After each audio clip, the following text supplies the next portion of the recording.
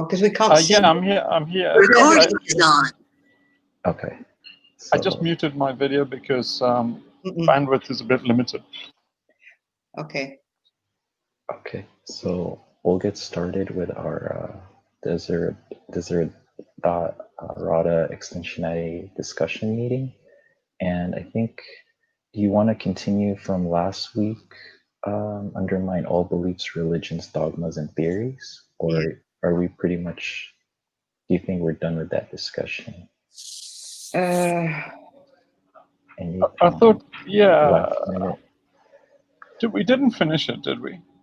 no. No. I'm trying to remember where we left it. Yeah. Yeah. Yeah, last week we left it at, I know there were some questions about, where were we? I have here like, we were discussing the trolleyology, how ethics was lost, and how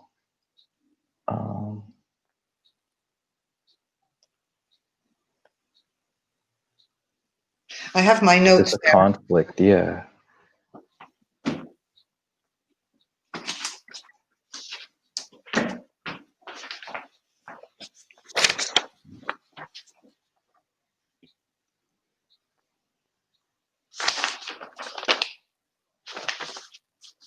Yeah. I didn't write much about that. It was more listening Right. to the last time.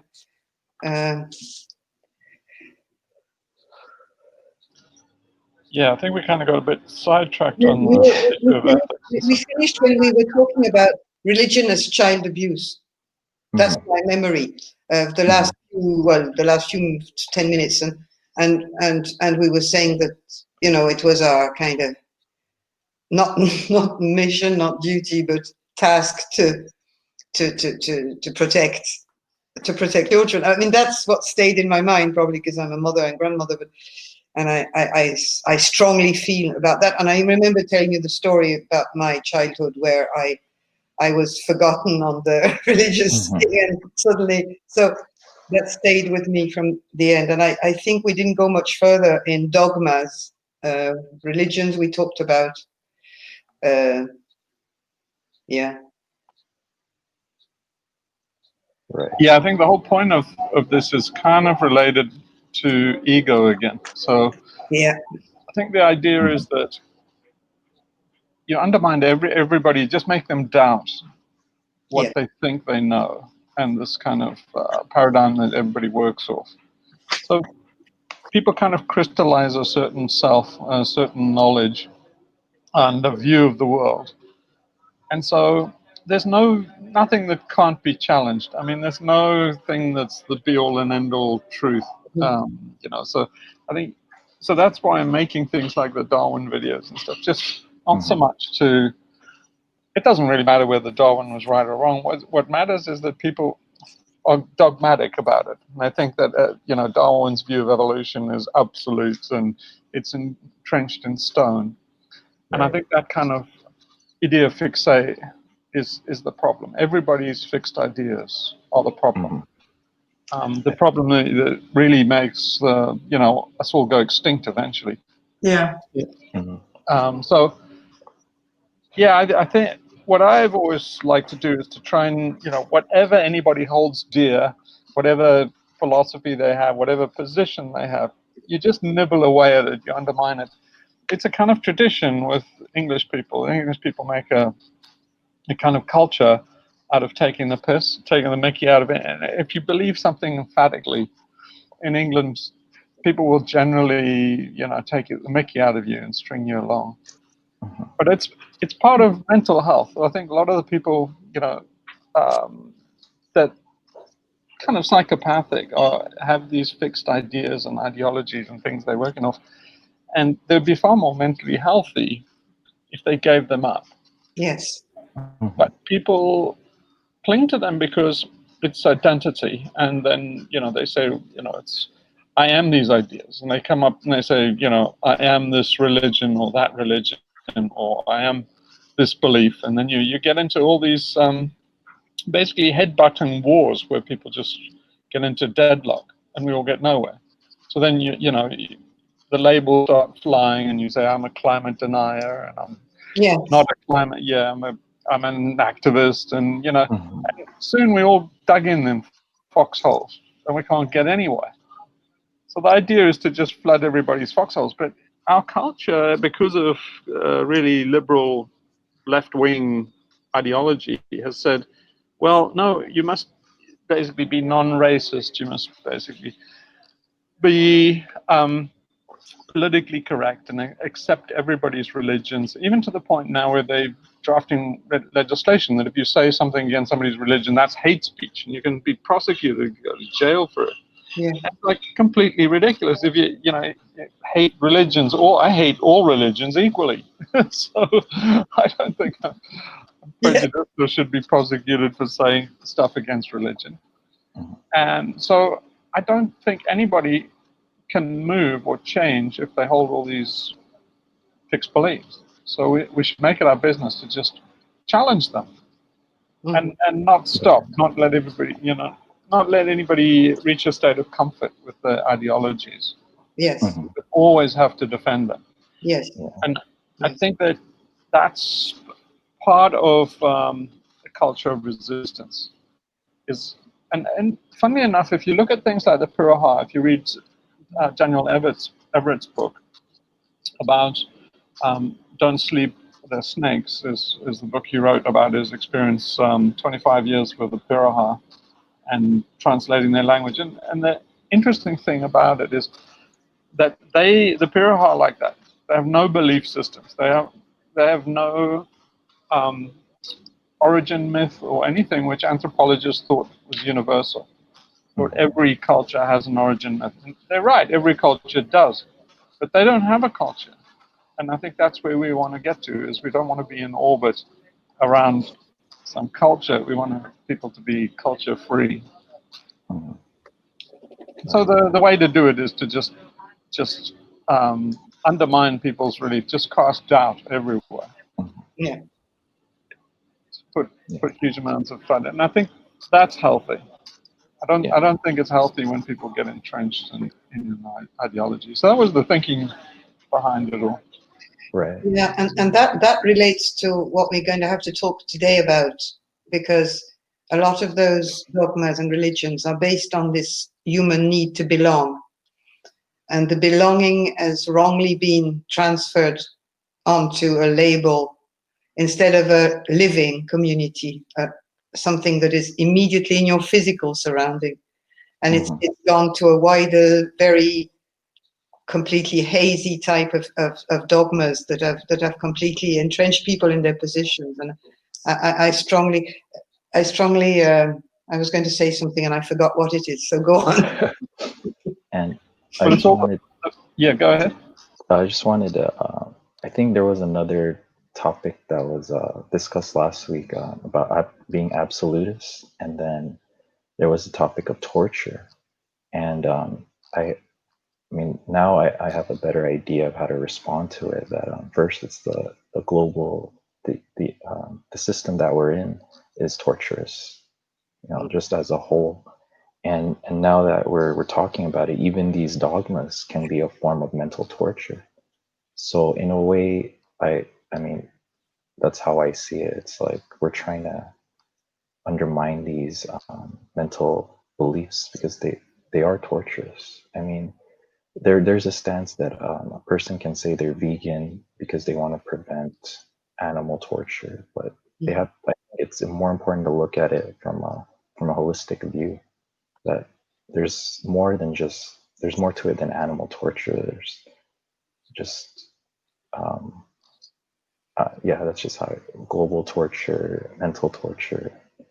But yeah, what were your thoughts about torture? That topic of torture and yeah, being absolutist So about it. it's built into the system as far as I can see for a good Right. reason, and that's because we have a slave culture, and to make somebody a slave, you have to indoctrinate them into it, just like people are indoctrinated into the military. And I told you about how they do that in the military. They break down your personality and then build it up again as part of a military unit. And then that's how people get integrated into a bigger ego, which is kind of a squad or some military detachment.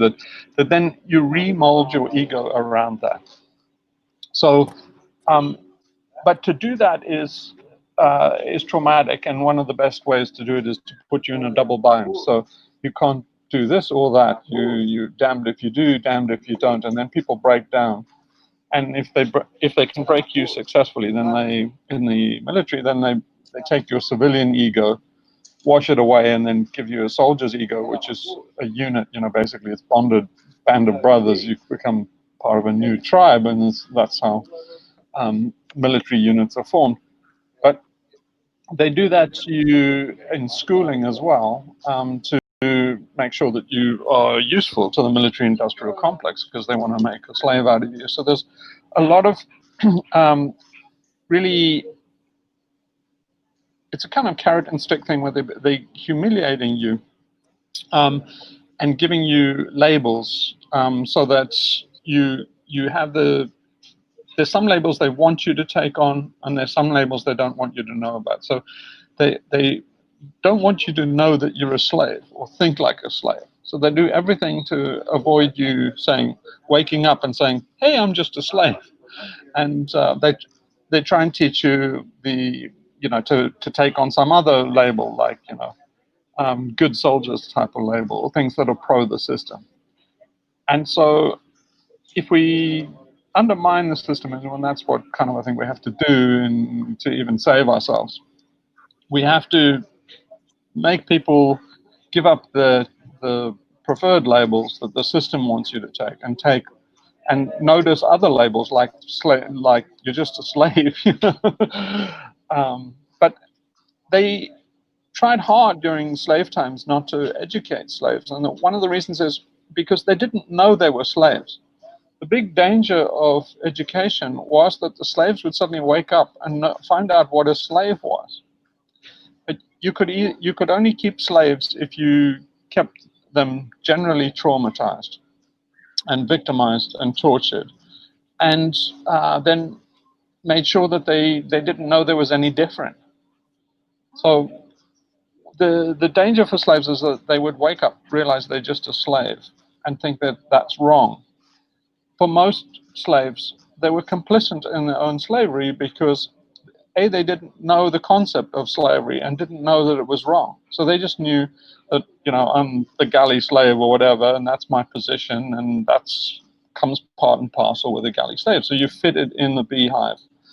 And the beehive only exists because it traumatizes, in a cycle on the way down. When I learned all this at school, my schooling was in British kind of, modeled British schooling based modeling of colonialism, and what they were bringing you up to be was to be like a teawalla, to basically go and be an administrator in the British Empire, and so that and also just train you for sports and things to run at machine guns and stuff. But that schooling that we got, I saw how it was done, and it was done by getting the boys to traumatize the younger schoolboys. So it was a system where they meted out punishment in the expectation that everybody would strike down, and that perpetuated the system. And so I was amazed that when we finally got to our senior year, having spent years being traumatized and beaten and having to be fags and stuff for older boys and stuff, and then these guys couldn't wait to become seniors so they could start caning people and behaving exactly the same way. And I said to them, like, you guys are crazy. What are you doing? You're just perpetuating the system. Biggest act of rebellion is to say we're not going to do that. And it blew their minds. They wanted to take out all their aggression and trauma on the younger kids, and that's what what the system was designed to do. It was designed for them to perpetuate. And what it is a couple system. It's prisoner self-administration. It's the reason why the concentration camps existed, was because they had a couple system. They had prisoner self-administration. They let some people have power and, basically pick up a club and beat their fellow prisoners. And it was only because of that that they could actually administer those death camps. And even an American corporation works that way in a milder form. And so, yeah, part of the stuff, torture, there's a carrot and stick, but the torture and the trauma is far more powerful and cheaper and lasting for the system. The carrot only exists while the carrot, is in front of your nose. But if you beat somebody, it can last for life. You can mold them for life and never have to beat them again. So when you see these kind of documentaries on slavery, or Hollywood version of what it was like on a plantation, you always see these slaves being beaten on a daily basis and say, no, it didn't work that way. You only had to beat one or two, occasionally, and put the fear of daylight. And essentially the slaves were beating themselves in their own heads every day. But nobody actually really got strapped down and beaten every day. It was a mental torture. And that's what they do to various degrees to make our system hold together. So if you can educate people about that and they can see it, then they suddenly go, but this is awful. But what they're doing is they're telling people it's the opposite. It's kind of 1984. So they're telling people, oh, these are safe zones, and, microaggressions are bad, and, we must be tolerant and all these things. And everybody's so damn nice, but they're not. The system is brutal. So basically, you got all these people pretending to be nice in a brutal system. And, basically their behaviors are brutal. So while they're doing things that make themselves feel good and everybody feels like a good person and picks up all the good labels, actually they perpetuating all the system itself, which is where animals get tortured and people get tortured and bombs get dropped. And so, yeah, you go and meet the guys at Raytheon or, TRW, all those, McDonnell Douglas, that make the weapons that they drop in Syria and stuff like that. And they're as nice as pie. They go to church on Sunday and they have clear consciences. They sleep well because they have an ideology that basically they're good. They think they're good people. They've been told they're good people. They've been told they're dropping bombs for good reasons. So it's completely fucked up. But that's how the system works. It says, basically, this is good, that's evil, and you start down the road of ethics. And so my position is all ethics is bullshit, and that's why I said about the trolleyology situation, to show you that it's just bullshit.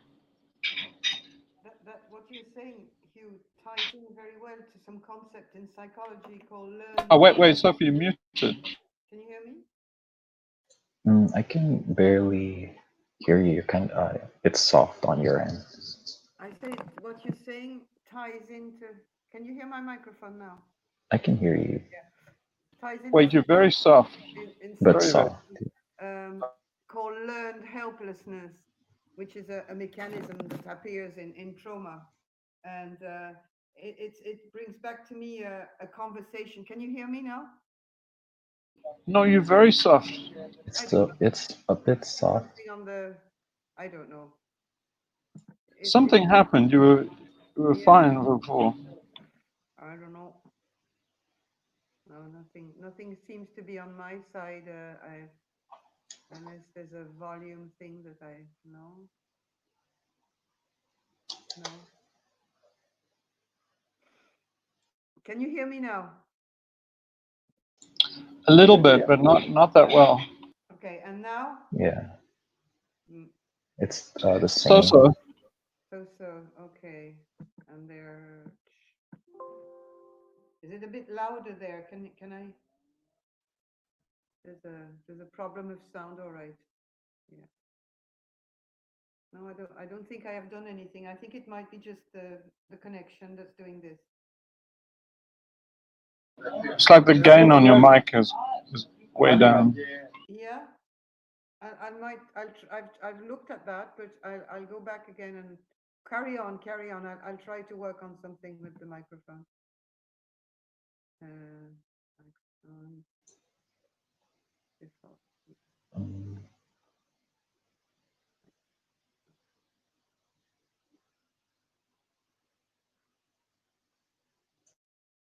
No,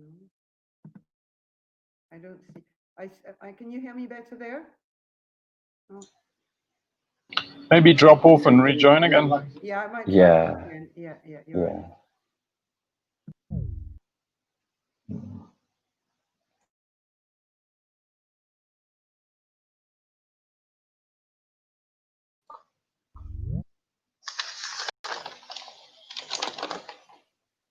Now, test. Yeah, Yeah, you're I good can now. hear you. Yeah, Yeah. you're good. So what it was reminding me is the concept of learned helplessness that's used in psychology when people are traumatized long enough, and this term learned helplessness, like I'm helpless, I can't do anything, and this reflects in codependency and in all the whole things that stem from trauma.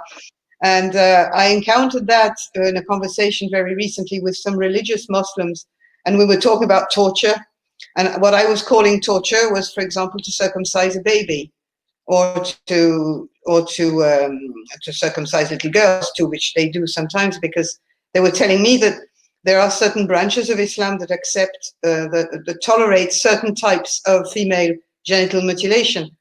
And the conversation was completely gone, because you had those mothers who were really good mothers, who were lovely with their children, but they were accepting horrible practices, done on little boys at a very young age without a blink. And you can't, you couldn't have a conversation, because it was just that was normal. The circumcision is normal. The baby doesn't matter if he has pain. It's not torture. No, it's not torture. That's what I was hearing. But isn't that exactly how the systems work, even in Yeah, Auschwitz? yeah. They have to normalize the trauma and the torture. Yeah. So it's actually, Derek Jensen talks about something interesting about that, about the doctors in Auschwitz.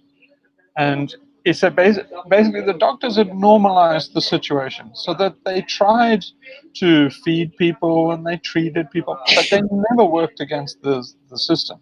It never seemed to occur to them that the camp was bad and the system was bad. They just took it as read that, these people, society has incarcerated these people, and they, like any prison doctor, they were like normal prison doctors, and prison doctors never question that people should be in cages or not. They just assume, well, people are in cages and I help them, so I'm a good guy. He's like, you're not. You're a doctor in a prison, and you're no better than an Auschwitz doctor. And I think most people are. I mean, there are roles all throughout the system that are like that have completely normalized the situation so that people can't see it. And that's kind of what I meant about not educating slaves so they know what slavery is. You normalize their situation, and they can't imagine a world that isn't like that. So, and then that's how conservatives keep the system in place. Yes, absolutely. Yeah. So it's like what are you talking about? We've had slavery for 5,000 years. It's like there's nothing wrong with it. It's kind of an argument from tradition. It's called a fallacy argument from tradition or custom. Yeah. So custom is, I think, the same as culture, and so part of this thing about ideologies is to break people's customs. Really, what you're doing is you're traumatizing people in a new way.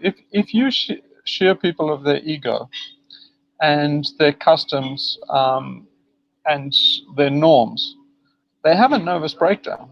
They actually collapse. They mentally and psychologically. Yeah. Which is a good thing. But it's a good thing. Yeah. And so everybody thinks of that as a tremendously bad thing. That is a Zen thing. It's the Zen thing that, oh, master, my mind hurts. Well, show me your mind, and I will heal it. And it's, it's just, yeah. Well, you can't show you my mind, So, yeah, it's, Or Jung said, show me a sane person, and I'll heal him for you. Yes. Yeah, a lot of what Jung and stuff was doing was also breaking that. He called it self-individuation, but it's taking people's, the kind of world that they've built up and crystallized in their whole life that is, they kind of get trapped in. So everybody builds, puts the pieces of the puzzle together and makes a map of the world that is, means they can navigate it. And the map doesn't kind of work, and it's kind of inconsistent, but everybody, just muddles along with the kind of mental map of the world that they have. And what Jung said is people wind up in his therapy because the map didn't work anymore. They kind of got stuck, and they realized it didn't fit reality. And they didn't know what to do. So he was really about getting them to throw their mental map away and start fresh, which is a tremendously brave thing to do if you can do it. But that's in essence what you're trying to do, is to say to people, cast aside everything you hold dear, the mental map that you spent your whole life putting together. Just cast it aside and start afresh. Now we have to do that because we're getting to kind of end game of our society, and our society is going to have to throw away its mental map. But it's it's going to happen. So get it, let it happen early, and we'll be way better off. Yeah, less painful. But people are not saying that. The overall message of the system is the system will endure, and everybody knows it's not true. So we're getting to that breaking point of Jung's where people are realizing the existing paradigm doesn't work. We can't carry on like this. It's all going to break soon. But no one will say it. And so, it's all couched in various terms, but nobody comes out and says, guys, we have to have a new paradigm because this one is going to break. Anyway. Well, it's embodied in the virus that we were talking about with Mike before you came on, Hugh, because we were talking about the fact that in Ireland people are not doing a lockdown and the cases are spiking as bad as in March or April, but they just they don't want to see the evidence. They want economy and business and schools and universities to work, and there's going to be deaths. There's going to be a lot of deaths again.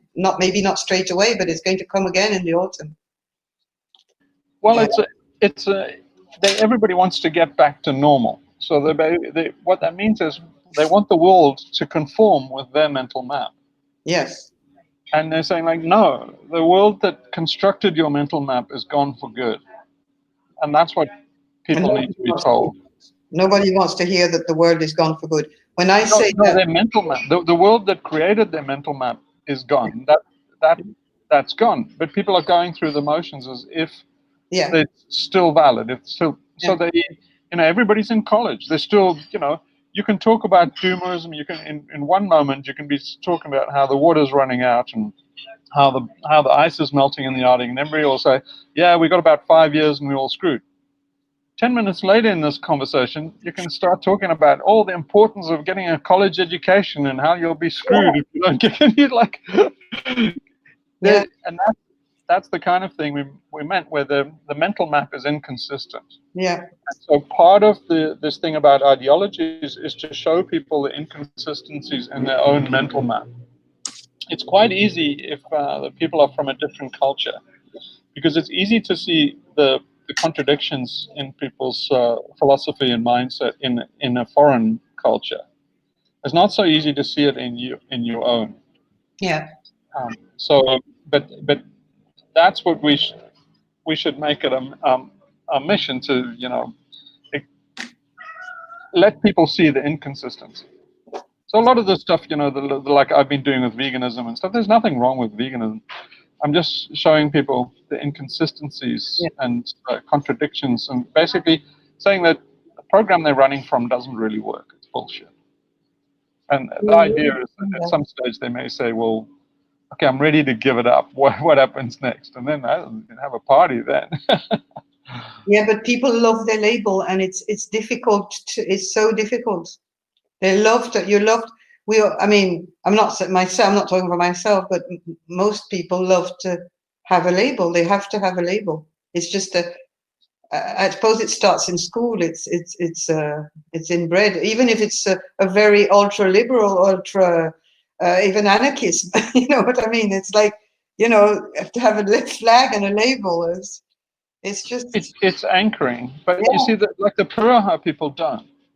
And if you, I mean, I think people like in Afghanistan, like basically really rebellious cultures like the Afghans, they don't accept that. They won't accept the label. You give somebody a label, you're going to punch in the face. Any label, they don't care. You ask them whether they're Afghan, they will tell you no. They'll have some other thing that they're like. But when but it's our alien cortex that wants to put everybody in a box. Mm-mm. And when everybody's in a box, then they're controllable. So it is ultimately about control, and our culture is about control.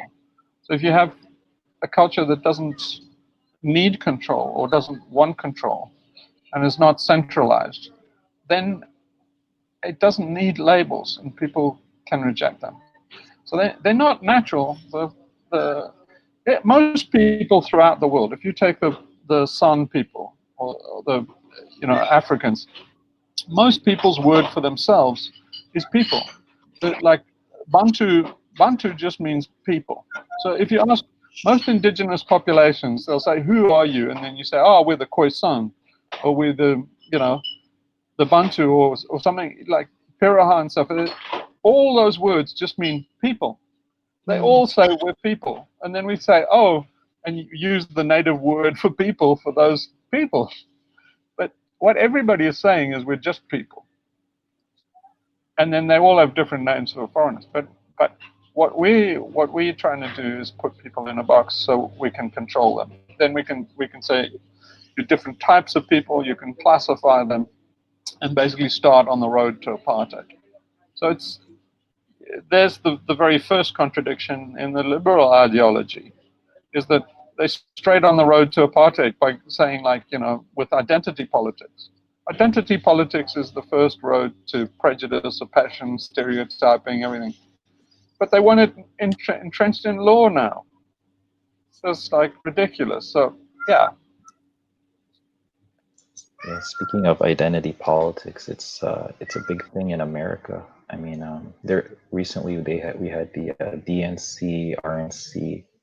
If you don't know, it's a Democratic National Convention, Republican National Convention, and in the alternative news outlets, I don't really watch the mainstream, but they notice that it's not about policies or how they're going to try to make what they're going to do for America. These politicians, they're just talking about, oh, we're conservatives, we believe America is first, we're the best in the nation, and then the Democrats were talking about their own, oh, Black Lives Matter.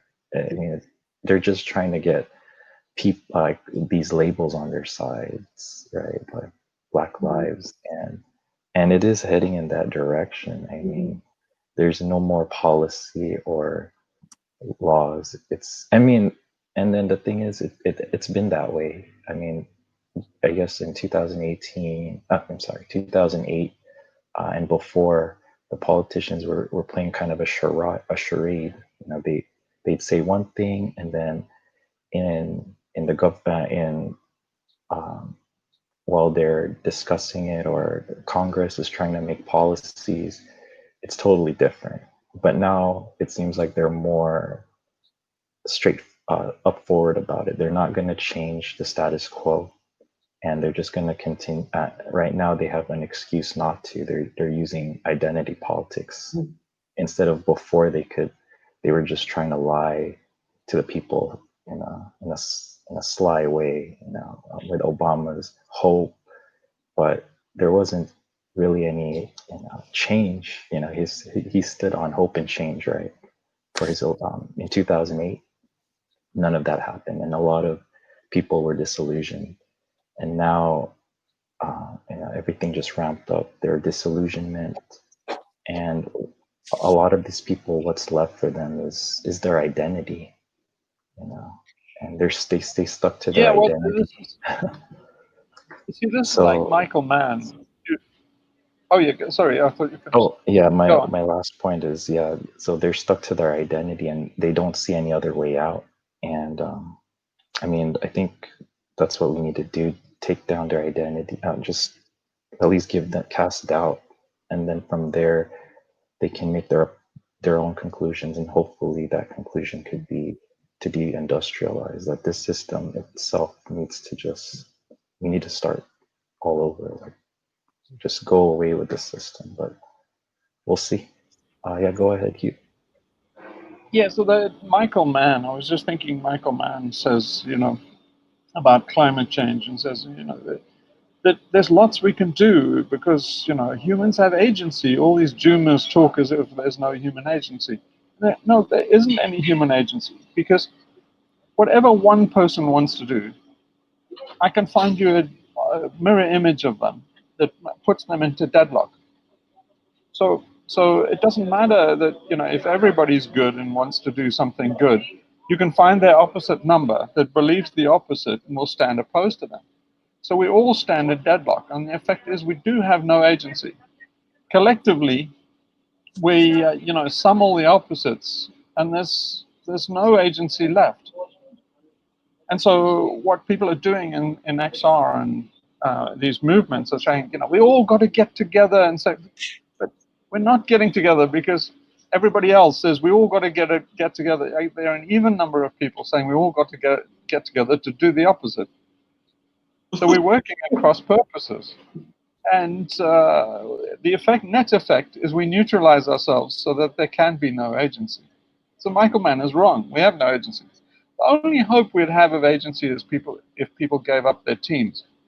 And they won't give up their teams and tribalisms and identity. They're actually getting more entrenched and more enhanced, because as we head for collapse, people are getting more anxiety. They're getting more death anxiety. Terrible. And just like the terror management said, that they said if you remind people about their death, they start waving flags and start being conservative. And so it's well established in experimental psychology that the situation we're in promotes entrenchments of views, entrenchment of identities. So unless somebody comes out and says, guys, we've got to step out of this, then we don't have any agency. People like Michael Mann should shut the fuck up, because we don't. He's telling lies. Yeah. Well, nobody's talking about, and one of the points that was supposed to be discussed in the conversation today was self-harm, and nobody's noticing and talking about the epidemic of suicides.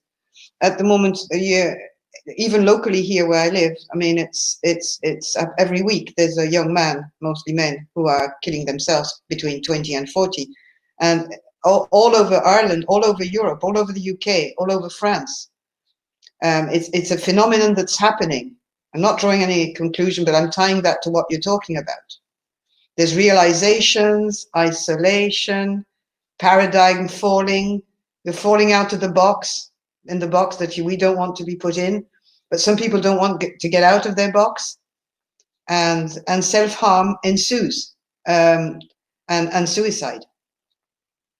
Yeah, that's the reason why I've been pretty strong on that in the videos as well. Is because there's a tremendously dangerous game to play, like getting rid of your ego and your mental map, and the map you use to navigate the world. For most people, there's too much effort to rebuild that. They would rather commit suicide and die. So when basically they run out of they run off their own map, rather than build a new one, most people would commit suicide. And so it's very important, if you're doing this thing about destroying ideologies and destroying identities, is to make sure that people don't translate it into something physical. Because there's, that must be a basic ground rule, that you mustn't do any physical self-harm, because it must all be virtual and mental, so that you can, basically pass through the looking glass, as it were, and transform. So it's basically, the worm doesn't want to transform into a butterfly. And it's very important that the worm doesn't kill itself off rather than transform itself, and metaphorically speaking. And so that's the danger. And everybody now is getting to a point of crisis that would have been induced if you were a Zen Buddhist and you went and studied in a monastery. They would have induced a mental crisis breakdown and basically a psychotic break. They would have actually induced it in you. Now it's coming to a head globally without any guidance and without any shamans or practitioners or sages to guide people. So there's basically mass enlightenment without a guide. And to most people, they see the death of the ego as the death of themselves, and they carry through with it as a suicide. Yes. So the only thing that saves you as an acolyte of, say, one of these esoteric religions is that they establish beforehand as a ground rule that you are going to die, but make sure that it's a metaphysical death and not a literal one. So people don't know this, and so they're liable to translate it into self-harm and real suicide, rather than an ego death, which is a mental death, which is basically your alien cortex thinks it's the be-all and end-all, and it thinks if it dies, you're dead. So Yes. it carries through with it. It's saying, like, if my ego and my world is gone, then I'm gone too. So I pull the trigger now to just, underline that. And it's like, it's complete bullshit. As the old world is gone, viva the new world. But people don't know that, because there's no tradition and no shamans, there's no guidance anymore. Everybody's just kind of rudderless. And so as they come under pressure, they're starting to do a lot of self-harm. A lot of the tattooing and body piercing and gender alteration and stuff is self-harm due to basically ego transformations. Yes. So once you start messing with your ego and you start frigging with ideologies, you skid all over the road. Basically you go all over the place, and you don't know whether you're Arthur or Martha. And it's very important at that time you don't, fix yourself in stone by doing gender alteration or stuff. That's like true. that. That's very true. Yeah. So the importance of guidance. Steps. The importance of guidance. Yeah, you don't want to take any. Oh wait, I think I was cutting out the. Oh, but yeah, I was just saying. Can you hear me? Yeah. Yes. Yeah. I think we crossed over each other. I wasn't sure, but basically you don't want to take any irreversible steps, because in this kind of work, when your ego becomes fluid, you can take on all sorts of identities and stuff, and you don't want to do any irreparable steps. And so things like tattoos and body piercing and gender alteration and suicide and stuff, those are physical reifications of something which should be just mental and should be a mental journey. So we need those guardrails, and that's what the thing about no self-harm is about. Yeah. It's to say the rules are that none of this happens physically. It's a mental journey. Yeah. I mean, there's been a few questions I had, or some people address, like I've seen on videos that, what's the point in continuing on if there's going to be extinction anyway? If I live 5 years longer, 10 years longer, what's the point? If I could just end it now. And so I always go back to like the rightness is always is a good way to think about it. that you don't want to be too early or too, you don't want to be overripe or underripe. But I think, I don't know if people understand that, or if you can elaborate how to address those concerns people have. Well, you just say, look, how many movies have you walked out of because somebody told you, oh, the movie's 90 minutes and it ends? Mm-hmm. You're like, what? This movie ends? Screw that. I'm walking out right in the intermission. It's like, why? It's illogical. Yeah. Nobody walks out of a play in the middle of the play just because they know that there's a final curtain. Everybody wants to see the final curtain. I mean, the whole point of the play, you see, what people are doing is, again, they're not seeing it like a play. They're getting too attached. Mm-hmm. So that's the reason for suicide and the ego identification. They're too attached to the ego.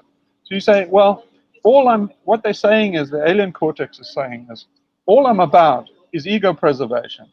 If you tell me I can't preserve my ego, well, screw it. That's the end of the game. I'm done.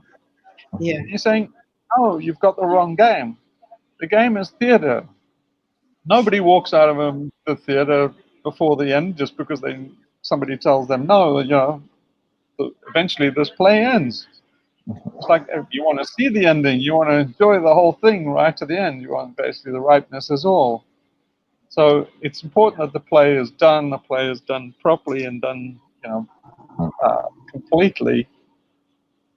It doesn't, There's always a lot of suicides at the beginning of big events in history. The fall of Rome, at the beginning of World War II, famous writers, poets. I mean, there's an enormous amount of people who self-destroy when something totally civilization altering, culture altering, nation altering happens. It is a reaction observed in history. It is something that I think everybody thinks about anyway, at a certain level. You have to work through that, I suppose. And, yeah, ripeness is all. I agree 100%, Mike. That's something to feed on, feed on the ripeness, wait for the ripeness. Don't harvest before. Yeah. That was very noticeable in Vienna during the end of the Austro-Hungarian Empire. Suicides became an epidemic, and it was alarmed the government even how many suicides. But everybody had a sense that the Austro-Hungarian Empire was crumbling, and they had an Austro-Hungarian ego. Yeah. So they thought, well, if that's going, I'm going, and that's why they did it. But they missed a good show. Yeah. The same happened in South Africa after apartheid. All right. There were still today. The white farmers and stuff. They killed all their families, and they did murder, suicides, and stuff because they were so identified with their way of life. They couldn't imagine a different one, so they just thought, they're going to end it now because they didn't want to see what the new life was like. They didn't want a new life. So yeah, it's very dangerous in our time when there's massive change, and almost everybody has to give up their ego. I think everybody does. We're coming to the crisis point where people are basically going to achieve mass enlightenment. The problem is they're going to only achieve enlightenment when it's too late, when we pass the point of no return and climate and collapse, and basically it's going to be a Pyrrhic victory. There'll be mass enlightenment, but it's like while the water on the Titanic is around everybody's ankles, then they're going to be enlightened. Problem is it's a bit too late. So too little, too late. Yeah. Yeah. So it's starting to make sense when I see all these apocalyptic movies and how in the beginning people commit suicide. I always wonder why. What's going on? I mean, what's going on in their mind? How come?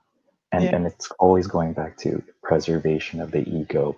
They want things to be the way they were before this apocalyptic event happened, before this virus came. So because they can't have that life, they feel that they need to die or commit suicide, and it's a fine line. Yes. Yeah, because we want them to let go of their ego, but then we want them to create their own, I mean, create something fresh, something new in this new, in this upcoming life. I mean, whatever's about to happen to, it's an opportunity for them to create and then kind of forget about that old life. But that's a lot of work for a person, I think. Yeah. Well, it's the process that's described in a lot of, like in the book, The Denial of Death, and all sorts of book on denial and grieving and stuff. There is this loss of the ego is not a painless experience. And as you said, I mean, without guidance, it can be very dangerous. But it's not a painless thing. The concept of courage comes up again in my mind when I think of that concept of courage, of bravery, of being. I mean, even a warrior in a certain way. And those things are not much talked about now. But I have a past training in martial arts, and I often go back to certain attitudes of mind that I learned personally on that level that helped me through times of realization of predicaments and various other important things, the attitude of courage. It's interesting that the word jihad is actually about this, and it's been corrupted. It's about personal struggle and realization. Basically, it is childbirth. It's rebirth, metamorphosis, and that's what jihad is supposed to be. But now it's been twisted into a political thing and external. It was supposed to be personal and internal, and now it's become politicized and external. And that's kind of a lot of these practices have been that way. In fact, I think going all the way back to Göbekli Tepe, I think that's what they were doing. They took shamanic practices and they perverted them that way. So it's about 10,000-year-old tradition of getting personal jihad and turning it into a political movement. So a lot of the people in these movements now, today, Sunrise Movement to Exile, all of these things, they are really externalizing what should be an internal journey. So instead of the alien cortex destroying itself and transforming itself, it's kind of easier to change the whole world than it is to save yourself. Yes. Or transform yourself. So it's kind of a lazy thing. There's a large element in these movements and crusading movements, veganism and stuff like that. There's a large element of really, it's easier to transform the whole world than it is for me to transform myself. Yeah. So it's a perversion of the shamanic path. Wow. But anyway, we've done about an hour on that. That was quite, yeah. Yeah. Jesus, time flies. Yeah, it does. Yeah. We can continue next week. I'll see how this recording goes. Hopefully. Oh yeah. Yeah. Yeah. And for once, we didn't see you. Just the first time. Oh yeah. Right. And then we had a few other guests. There he is. Oh, there he is. Yeah. Magic.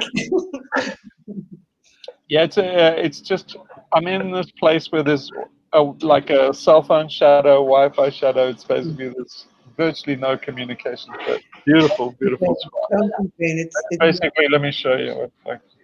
Oh yeah, it looks nice. Oh. Look. I mean, yeah. Oh, you're so high up. Yeah, but there's my boat down there. There's my boat at anchor. I don't know if you can see it. And there's Albania. Oh yeah, I can see a boat. Cool. Anyway, that's yeah, it's great over here. But anyway, well, thank you, everyone. Yeah, thank you. Okay. Who phoned me? It's just when I say goodbye. I'm looking forward to see how the video turns out. I hope you can upload it to XRMed. That was a good talk today again. That was really, great really talk. good. You know. Yeah. Okay. See you next week. I'll give you a little look at today here. Oh wow. Yeah. Oh, brilliant. Today looks good. Today is a good day. And Brilliant. warm. There you go, guys. Okay. Lovely. See you next week, and I will talk on Reddit. Okay. Bye. Bye. Bye everyone. Bye.